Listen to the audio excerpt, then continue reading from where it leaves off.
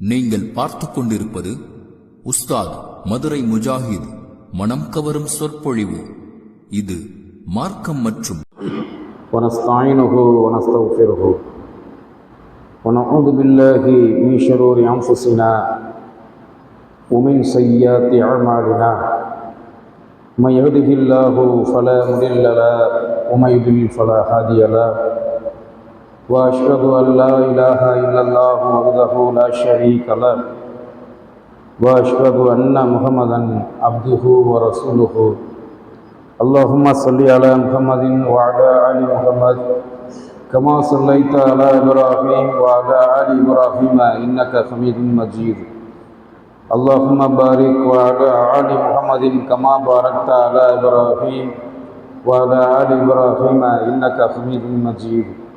أما بعد قال الله تعالى في القرآن العليم أعوذ بالله من الشيطان الرجيم بسم الله الرحمن الرحيم يا أيها الذين آمنوا اتقوا الله حق تقاته ولا تموتن إلا وأنتم مسلمون يا أيها الناس اتقوا ربكم الذي خلقكم من نفس واحدة وخلق منها زوجها وبث منهما رجالا كثيرا ونساء واتقوا الله الذي تساءلون به والأرحام إن الله كان عليكم رقيبا ويا أيها الذين آمنوا اتقوا الله وقولوا قولا سديدا يصلح لكم أعمالكم ويغفر لكم ذنوبكم ومن يطع الله ورسوله فقد فاز فوزا عظيما. கண்ணியத்திற்குரிய எல்லாம் வல்ல அல்லாஹுவின் நல்லடியார்களே, அன்பார்ந்த இஸ்லாமிய சகோதர சகோதரிகளே, அல்லாஹுவின் மகத்தான பேரருளால் அல்லாஹு தஆலா நம் மீது கடமையாகிய இந்த ஜும்மா வணக்கத்தை நிறைவேற்ற வேண்டும் என்கிற நல்லெண்ணத்தில் நாம் எல்லாம் அல்லாஹுவை வணங்குவதற்காக அவனுடைய இல்லத்தில் ஒன்றாக அமர்ந்திருக்கிறோம். சிறப்புக்குரிய இந்த ஜும்மாவுடைய நாளில் அல்லாஹு தஆலா அவன் புறத்திலிருந்து ஸலவாத்தையும் ஸலாமையும் அவனுடைய இறுதி தூதர் ரசூலுல்லாஹி ஸல்லல்லாஹு அலைஹி வஸல்லம் அவர்களின் மீதும் அவர்களின் குடும்பத்தார் மீதும் அவர்களின் காலத்தில் வாழ்ந்த சத்திய சஹாபாக்களின் மீதும் என்றென்றும் நிலவச் செய்வானாக. அன்பார்ந்த சகோதர சகோதரிகளே, புனிதமிக்க இந்த துல்ஹஜ் மாதத்தினுடைய 4வது பிறையை அடைந்த நிலையில், புனித துல்ஹஜ் மாதத்தின் 4வது நாளை அடைந்த நிலையில் நாம் எல்லாம் இந்த ஜும்மா வணக்கத்தை நிறைவேற்றுவதற்காக அல்லாஹ்வுடைய இல்லத்தில் ஒன்றாக அமர்ந்திருக்கிறோம். புனிதமிக்க இந்த துல்ஹஜ் மாதத்தின் சிறப்புகளில் ஒரு சிறப்பு, மிக முக்கியமான சிறப்பு, நபி இப்ராஹிம் அலைஹிஸ்ஸலாத்து வஸலாம் அவர்களின் தியாக வரலாற்று நிகழ்வு நமக்கு இந்த மாதத்தில் மிக பெரும் படிப்பினையாக அமைந்திருக்கிறது. கடந்த வார ஜும்மா உரையில் நபி இப்ராஹிம் அலைஹிஸ்ஸலாத்து வஸலாம் அவர்களுக்கு அல்லாஹ் கொடுத்த அருட்கொடையான ரஹ்மத்தான வாரிஸ், முதல் வாரிசான நபி இஸ்மாயில் அலைஹிஸ்ஸலாத்து வஸலாம் அவர்கள் எப்படி நபி இப்ராஹிம் அலைஹிஸ்ஸலாத்து வஸலாம் அவர்களுக்கு வாரிசாக மகனாக பிறந்தார்கள், அவர்களின் தாயார் அன்னை ஹாஜர் அலைஹிஸ்ஸலாத்து வஸலாம் அவர்கள் இப்ராஹிம் நபியின் வாழ்க்கையில் மனைவியாக எப்படி வந்தார்கள் என்ற அந்த வரலாறு கடந்த வாரத்தில் உங்களுக்கு எடுத்துரைக்கப்பட்டது. இப்ராஹிம் நபியை அல்லாஹு தஆலா அவனுடைய வேதமான அல் குர்ஆனில சிறப்பித்து சிலாகித்து புகழ்ந்து பாராட்டி பல வசனங்களில் அல்லாஹ் குறிப்பிடுகிறான்.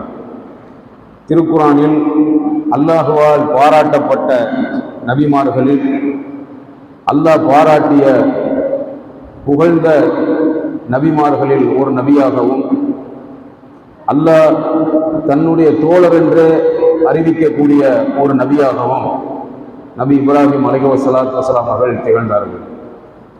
அந்த இப்ராஹிம் நபியை பற்றி அல்லாஹ் சொல்லக்கூடிய பல உண்மைகள், பல சத்தியமான அறிவுரைகளில் ஒன்று, இப்ராஹிம் நபி அல்லாஹ்வுக்கு முற்றிலும் கீழ்ப்படிந்த முஸ்லிமாக இருந்தார் என்று அல்லாஹ் குர்ஆன்ல சொல்லி காட்டுகிறார்.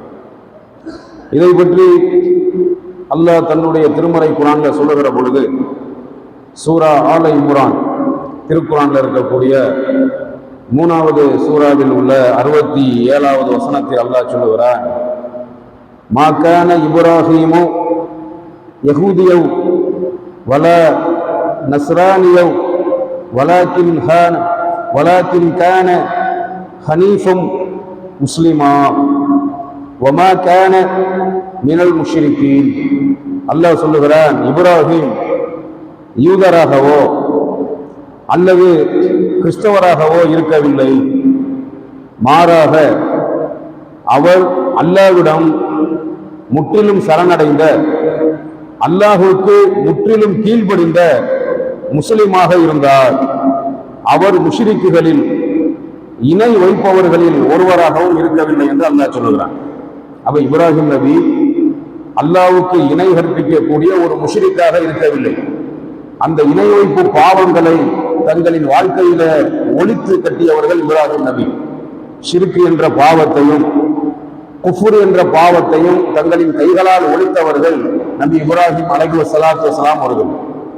அந்த இப்ராஹிம் நபி அல்லாஹ்வுக்கு இணை கற்பிக்கக்கூடிய ஒரு முஷ்ரிக்காக இருக்கவில்லை, யூதராக இருக்கவில்லை, கிறிஸ்தவராக இருக்கவில்லை, அல்லாஹ்வுக்கு முற்றிலும் கீழ்ப்படிந்த ஒரு முஸ்லிமாக இருந்தார் என்று அல்லாஹ் குர்ஆன்ல சொல்லி காட்டுறான்.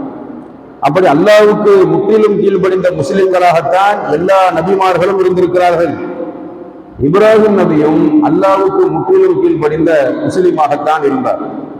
அல்லாஹு தஆலா அவனுடைய மார்க்கமான இந்த சத்திய இஸ்லாத்தை பற்றி சொல்லும் போது இந்த மார்க்கம் நபி இப்ராஹிம் அலைஹிஸ்ஸலாத்து வஸ்ஸலாம் அவர்களுடைய மார்க்கம் என்று அல்லாஹ் குர்ஆன்ல சொல்லி காட்டுறான்.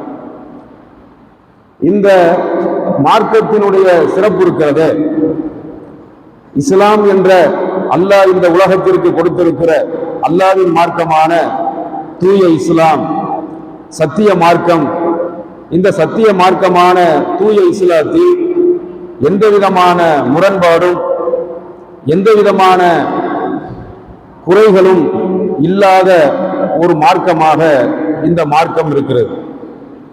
அப்ப இந்த மார்க்கத்தின் சிறப்பை பற்றி அல்லாஹ் பல இடங்களில் வலியுறுத்துகிறான். அல்லாஹு தஆலா அவனுடைய மார்க்கமான இந்த சத்திய இஸ்லாத்தின் சிறப்பை எப்படி குறிப்பிடுகிறான் என்று சொன்னால், இந்த மார்க்கமே நபி இப்ராஹிம் அலைஹிஸ்ஸலாத்து வஸ்ஸலாம் அவர்களின் மார்க்கம் என்று சொல்லுகிறான். உலகத்தை படைத்து உலகத்தில் வாழ்வதற்காக மனித இனத்தை படைத்து மனித இனம் வாழ்வதற்காக அல்லாஹ் ஏற்படுத்தி தந்த ஒரு மகத்தான வாழ்க்கை நெறி இஸ்லாம். இஸ்லாம் என்பது மனித இனத்துக்கு அல்லாஹ் கொடுத்த ஒரு மிகப்பெரிய வாழ்க்கை நெறி, ஒரு மிகப்பெரும் அருட்கொடை, ஒரு மிகப்பெரும் நியமத். அந்த நியமத்தான வாழ்க்கை நெறியான இஸ்லாம் அல்லாஹ் இந்த உலகத்துக்கு கொடுத்தது, அல்லாஹ் மனித இனத்துக்கு கொடுத்தது. அப்ப மனித இனத்துக்கு அல்லாஹ் கொடுத்த அல்லாஹ்வின் மார்க்கமான சத்திய இஸ்லாம் இது யாருக்கு சொந்தமான மார்க்கம் என்று சொன்னால், நபி இப்ராஹிம் அலைஹிஸ்ஸலாத்து வஸ்ஸலாம் அவர்களுக்கு சொந்தமான மார்க்கம் என்று சொல்றான். சூரா பக்ராவுல திருக்குர்ஆன்ல இருக்கக்கூடிய 2வது சூராவில் உள்ள 130வது வசனத்தில் அல்லாஹ் சொல்லுகிறார், வமை யர்ஹபு அம் மில்லத்த இப்ராஹீம இல்லா மன் சஃபிஹ நஃப்ஸஹு வலகதிஸ் தஃபைனாஹு ஃபித் துன்யா வ இன்னஹு ஃபில் ஆகிரத்தி லமினஸ் ஸாலிஹீன். அல்லாஹ் இந்த மார்க்கத்தின் சிறப்பை பற்றி சூரா பக்ராவுல 130வது வசனத்தில் சொல்லும் போது, இப்ராஹிமுடைய மார்க்கத்தை புறக்கணிப்பவன் யார்? அல்லாஹ் கேட்கிறான். இப்ராஹிமுடைய மார்க்கத்தை புறக்கணிப்பவன் யார்? எவன் ஒருவன் தன்னைத்தானே தாழ்த்திக் கொள்கிறானோ அவனை தவிர நிச்சயமாக வேறு யாரும் இப்ராஹிமின் மார்க்கத்தை புறக்கணிக்க மாட்டார்கள் என்று அல்லாஹ் சொல்லுகிறான். நிச்சயமாக அல்லாஹ் அவரை தூய்மையாளராக இந்த உலகத்தில் தேர்ந்தெடுத்தான். நிச்சயமாக அவர் மறுமையில் ஆகிரத்தில் நல்லடியார்களின் கூட்டத்தில் இருப்பார். நபி இப்ராஹிம் அலைஹிஸ்ஸலாத்து வஸலாம் அவர்கள் மறுமையில் நல்லடியார்களின் கூட்டத்தில் இருப்பார்கள்.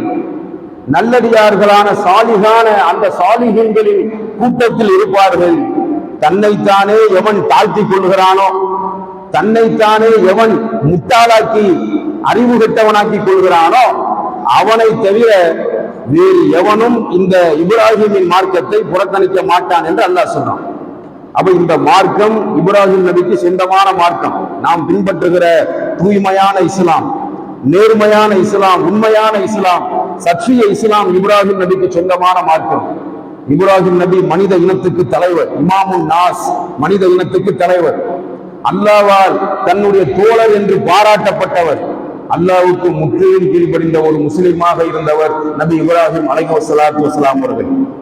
அந்த இப்ராஹிம் அலைஹிஸ்ஸலாத்து வஸலாம் அவர்கள் அல்லாஹ்விடத்தில் கையேந்தி தனக்கென்று ஒரு வாரிசை கேட்டார்கள். ரப்பி ஹப்லி மினஸ் சாலிஹின், இறைவா நல்லொழுக்கம் உள்ள சாலிகான ஒருவரை எனக்கு மகனாக கொடு, நல்லொழுக்கம் உள்ள சாலிகான ஒரு வாரிசை எனக்கு மகனாக கொடு, பிள்ளையாக கொடு, வாரிசாக கொடு என்று கேட்டார்கள். அவர்களின் துஆவை அல்லாஹ் ஏற்றுக்கொண்டு அவர்கள் இரண்டாவது மனைவி அன்னை ஹாஜர் அலைஹிஸ்ஸலாத்து வஸலாம் அவர்களின் மூலமாக இஸ்மாயில் அலைஹிஸ்ஸலாத்து வஸலாம் அவர்களை அல்லாஹ் பிறக்க வைக்கிறான். இப்ராஹிம் நபியை அல்லாஹ் எப்படி சிறப்பித்து பாராட்டுகிறானோ, இப்ராஹிம் நபியை அல்லாஹ் எப்படி சிறப்பித்து அவனுடைய வேதமான அல் குர்ஆனில சிறப்பித்து கூறுகிறானோ, அதே போன்று இப்ராஹிம் நபியின் வாரிசான, இப்ராஹிம் நபியின் முதல் மகனான நபி இஸ்மாயில் அலைஹிஸ்ஸலாத்து வஸலாம் அவர்களை பற்றி அல்லாஹ் எப்படி குறிப்பிடுகிறான் என்று சொன்னால், ஃபபஷர்னாஹு பிஹுலாமின் ஹலீம், எனவே நாம் அவருக்கு பொறுமைசாலியான ஒரு மகனை கொண்டு நற்செய்தி கூறினோம். இஸ்மாயில் நபி எப்படிப்பட்டவங்க? பொறுமைசாலியான ஒரு மனிதர், பெற்றோருக்கு நன்மை செய்யக்கூடிய மனிதர், அல்லாஹ்வுக்கு கீழ்ப்படிந்த ஒரு மனிதர். இப்ராஹிம் நபி எப்படி அல்லாஹ்விடத்தில் சிறப்புக்குரிய மனிதர் என்ற அந்த அந்தஸ்தை, அந்த தரஜாத்தை அடைந்தாரோ, அதே தரஜாத்தையும் அந்தஸ்தையும் அவர்களின் மகனார் இஸ்மாயில் அலைஹிஸ்ஸலாத்து வஸலாம் அவர்களும் அடைந்தார்கள். அந்த இஸ்மாயில் நபியை வாரிசா கொடுத்த சில வருடங்களில், அதாவது அல்லாஹ் வாரிசாக கொடுத்தான், கை குழந்தையாக இருக்கும்போது இப்ராஹிம் நபி இஸ்மாயில் நபியை பெற்றெடுத்து சில நாட்கள், சில மாதங்களில் கை குழந்தையாக இருந்த இஸ்மாயில் நபியையும் அவர்களின் தாயார் அன்னை ஹாஜர் அலைஹிஸ்ஸலாத்து வஸலாம் அவர்களையும் அல்லாஹ் மக்காவில் கொண்டு போய் விடச் சொல்லி கட்டளையிடுகிறார்.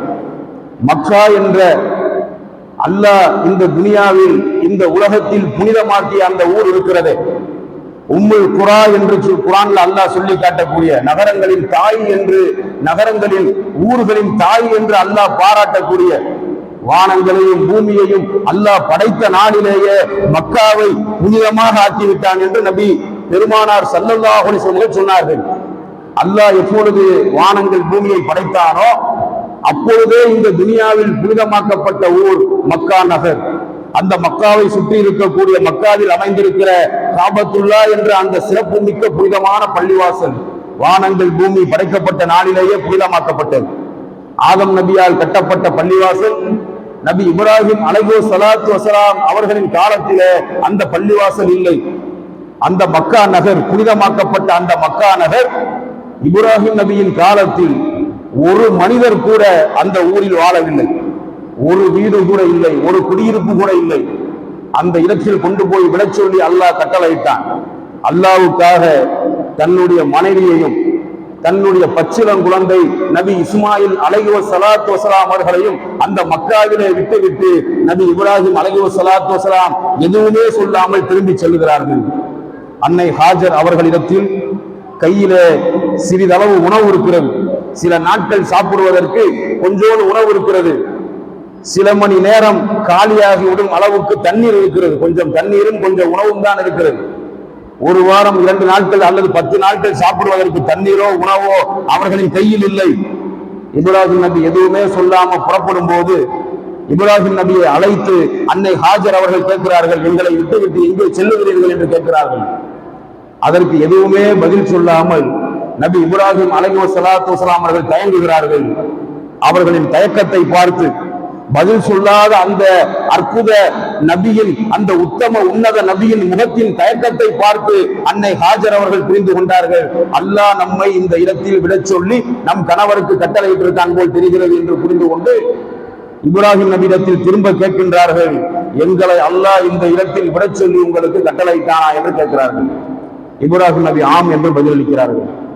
உடனே சொல்லுகிறார்கள், மறுப்பு தெரிவிக்காமல், அப்படிலாம் எங்களால இருக்க முடியாது, எங்களை உடனே கூட்டிட்டு போயிருங்க, இங்க இருந்தா நாங்கெல்லாம் இருக்க மாட்டோம், ஒத்துக்க மாட்டோம். அந்த மாதிரி வழக்கமா சமுதாயத்தில் உள்ள சில பெண்கள் அல்லாஹ் ஒரு காரியத்தை கட்டளையிட்டு இருக்கான் செய்யணும்னு சொன்னா அதுக்கு மறுப்பு தெரிவிக்கக்கூடிய பெண்கள் முஸ்லிம் சமுதாயத்தில் இன்னைக்கு அதிகம். 5 நேரம் அல்லாஹ்வை பயந்து தொழாத பெண்கள் அதிகமா, தொழக்கூடிய பெண்கள் அதிகமான்னு பார்த்தா அல்லாஹ்வுக்கு பயந்து தொழக்கூடிய பெண்கள் சமுதாயத்தில் குறைவு, தொழாத பெண்கள் அதிகம். அல்லாஹ்வின் கட்டளைகளை நிறைவேற்றக்கூடிய பெண்கள் குறைவு, அல்லாஹ்வின் கட்டளைகளுக்கு, நபியின் கட்டளைகளுக்கு மாறு செய்யக்கூடிய பெண்கள் இந்த சமுதாயத்திலே அதிகம்.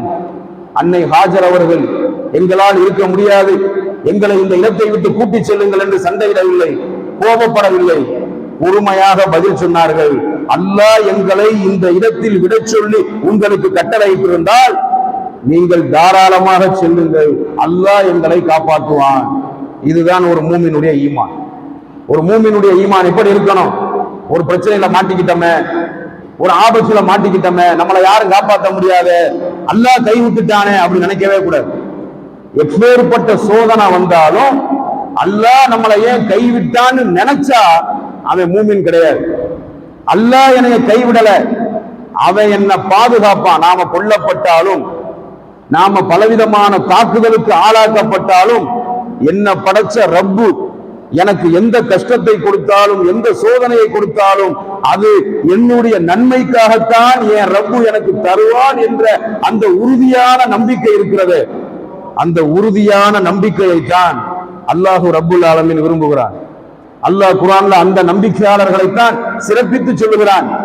இன்னல்லதீன காலு ரப்புன அல்லாஹ் சும்ம இஸ்தகாமு தத்தனஸ்ஸலு அலைஹிமுல் மலாயிகா அல்லா தகாஃபு வலா தஹ்ஸனு.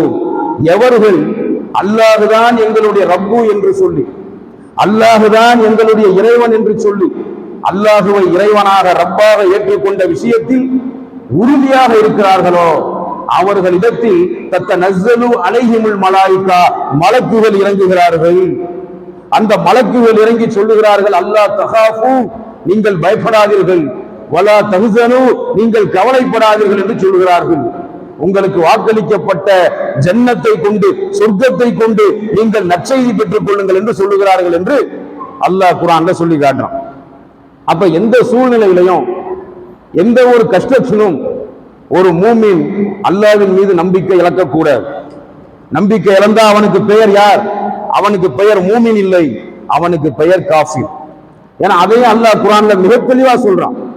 லா தக்னத்தும் மின் ரஹ்மத்தில்லாஹ், அல்லாஹ்வுடைய ரஹ்மத்தில், அல்லாஹ்வுடைய அருளில் நீங்கள் நம்பிக்கை இழக்காதீர்கள். மற்றொரு சூறாவில் அல்லாஹ் சொல்றான், அல்லாஹ்வுடைய அருளின் மீது நம்பிக்கை இழப்பவர்கள் யார்? காஃபிர்கள் தான் அல்லாஹ்வுடைய அருளின் மீது நம்பிக்கை இழப்பார்கள். அப்படிப்பட்ட இக்கட்டான சூழ்நிலையில் மக்கா என்ற அந்த புது ஊரில், குடியிருப்பு ஒரு வீடு கூட இல்லாத ஒரு ஊரில், ஒரு மனிதர் கூட வாழாத ஒரு ஊரில் அல்லாஹ் நம்ம கணவருக்கு கட்டளையிட்டு நம்மளை இந்த இடத்தில் விட சொல்லிட்டானேங்கிற தயக்கமோ பயமோ பதற்றமோ கொஞ்சமும் இல்லாமல் உள்ளத்தில் அதெல்லாம் இருந்திருக்கும். மனிதர் என்ற அடிப்படையில் அன்னை ஹாஜர் அலைஹிஸ்ஸலாத்து வஸலாம் அவர்களுக்கு பயம் பதட்டம் உள்ளத்தில் இருந்திருக்கும். ஆனால் உள்ளத்தில் இருந்த பயத்தை விட, பதட்டத்தை விட அவர்களுக்கு ஈமான் உறுதியாக இருந்தது. அதனாலதான் தன்னுடைய கணவர்கிட்ட சொன்னாங்க, இப்ராஹிம் நபிட்ட சொன்னாங்க, நீங்க போங்க, அல்லாஹ் எங்களை காப்பாத்துவான்னு சொன்னாங்க. அதே மாதிரி அல்லாஹ் காப்பாத்தினான், பல வருஷம் காப்பாத்தினான். எது வரைக்கும்? அந்த இடத்தில் காபத்துல்லா திரும்ப கட்டப்படுகிற வரைக்கும், கட்டப்பட்டு முடித்த வரைக்கும் அல்லாஹ் காப்பாற்றினான். இப்ராஹிம் நபியையும் இஸ்மாயில் நபியையும் அன்னை ஹாஜர் அவர்களையும் காப்பாற்றினான். அந்த இடத்தில் விட்டு சென்றார்கள். அதற்கு பிறகு அல்லாஹ் கொடுத்த இரண்டாவது சோதனை என்ன? தன்னுடைய மகனை அல்லாஹ்வுக்காக வேண்டி அறுக்கக்கூடிய ஒரு சோதனையை அல்லாஹ் அவர்களுக்கு தருகிறான். நபி இப்ராஹிம் அலைஹிஸ்ஸலாத்து வஸலாம் அவர்கள் கனவு காண்கிறார்கள். அல்லாஹ் கனவில அவர்களுக்கு ஒரு வகியை அறிவிக்கிறான். நீ அல்லாஹ்வுக்காக உன்னுடைய மகனை அறுத்து பலியிட வேண்டும் என்று அல்லாஹ் கட்டளையிடுகிறான். அதற்கும்